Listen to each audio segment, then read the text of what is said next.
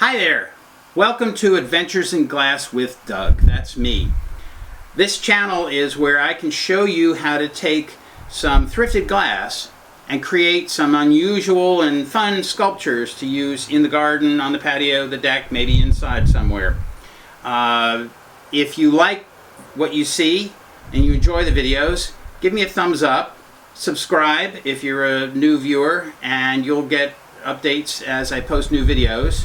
And if you are curious about some of the things that I found to add to the collection, look at the description below for some sources of things, including the adhesive that I use, which is 100% silicone. I use the clear GE 100% silicone. If you're not sure where to get it, again, I have a link in the description below. Okay, that's the end of the commercial part of it, but let's talk about what we're going to do here today. I've got a couple examples of some hanging totems that I've built, and some of them are looking a little dusty because they've been in here in the studio, but each of these has already been outside hanging in the weather, some of them for maybe 4 or 5 years, and they've really looked good, and they've stayed looking pretty nice, and they've done well. This one looks like a scepter or something. This was a fun one to do. I came up with a long piece that might have been a candle holder. I'm not exactly sure, that I thought would be really fun. So I've taken a dish that may well have been carnival glass because it has a little iridescent shine to it, and mounted a few things on that, including one of my large marbles, to be able to create this one and hang it outside. Now it has, I'll show you that in hanging these, I use this hook. Again, it's really the only one that I've been able to find that works for these, and I've got a description or a link in the description for you if you can't find them. And there's a debate sometimes about how to fasten these onto your pieces. I use the silicone, and I put a nice solid glob on that. I would let it dry probably a couple of days just to be absolutely sure if it does completely dry. And if you were uncertain about that before putting it out, I would suggest you hang it over something soft like a pile of towels or something like that, and let it hang for a day or two just to see if it's going to work for you. It should. I haven't had a problem. I've maybe had one piece that I didn't let dry completely that separated when I put it out. If you're uncertain about that and you want to use epoxy instead, that's fine. That might give you a little more solid connection there. Again, it all depends on the weight of what you have fastened to the hook, but this is pretty heavy and it's done well.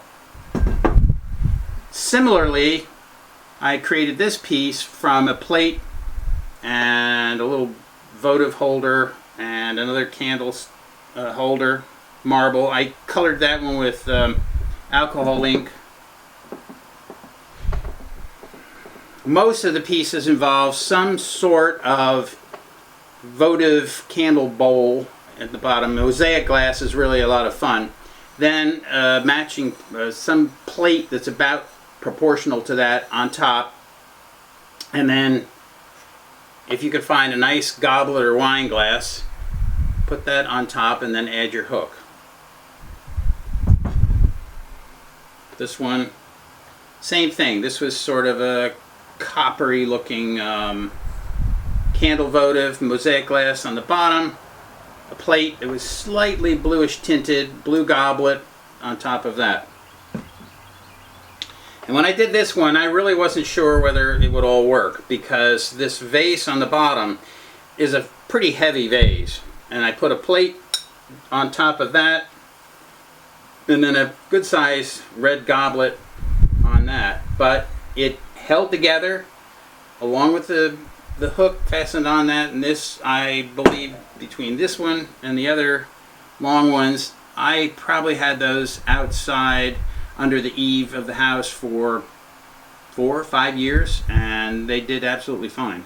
I just haven't put them back out here at the house. So there we've got a couple of good examples of what you can do, and we'll create one of a similar fashion here in just a second. So let's see what we can create here. I've got my essential pieces. I have my hook for hanging. I have a goblet that has a bit of a greenish tint to it. A candle votive that has some nice color in it. It's mosaic glass, crackle glass look to it, and it has amber and some golden and a little bit of green in it. I think that'll work out well if I take a green plate that we have to match up with that. So, okay, hold on. That's not going to work. This whole video is out of focus. Nobody wants to watch that. Yeah, but how else can they see how to construct this hanging glass? I guess I'll just speed it up and show the finished piece at the end. But wait a minute. There's a whole lot more to this story, as I discovered.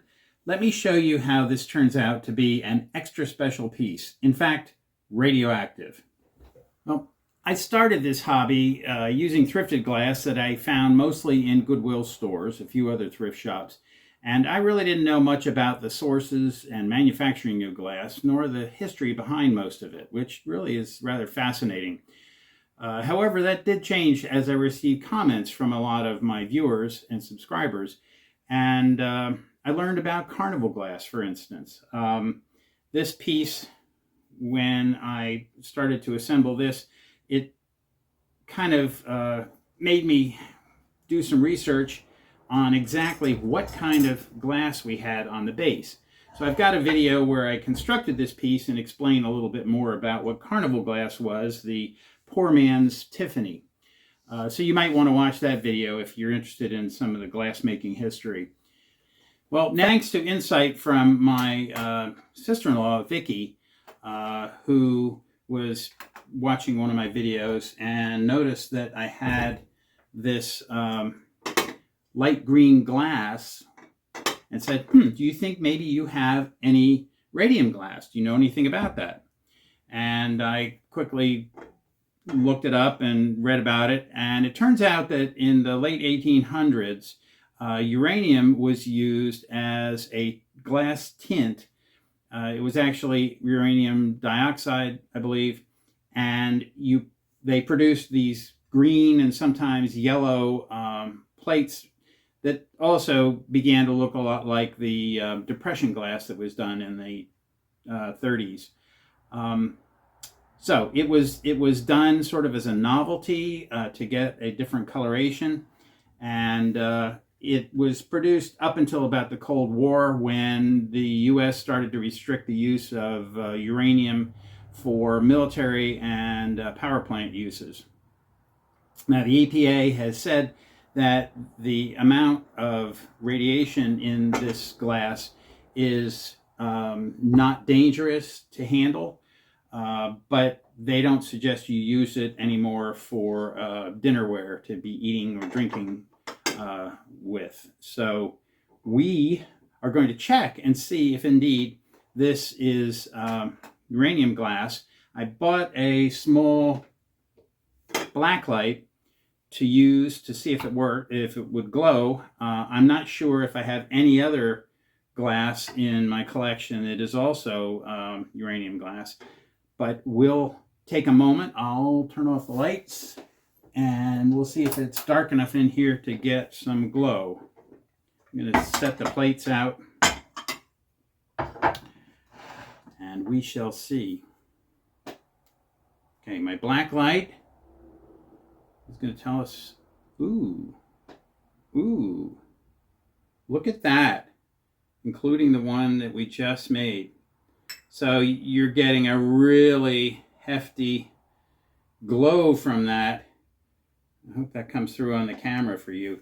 So yes, indeed, we have some uranium glass here that makes these extra special.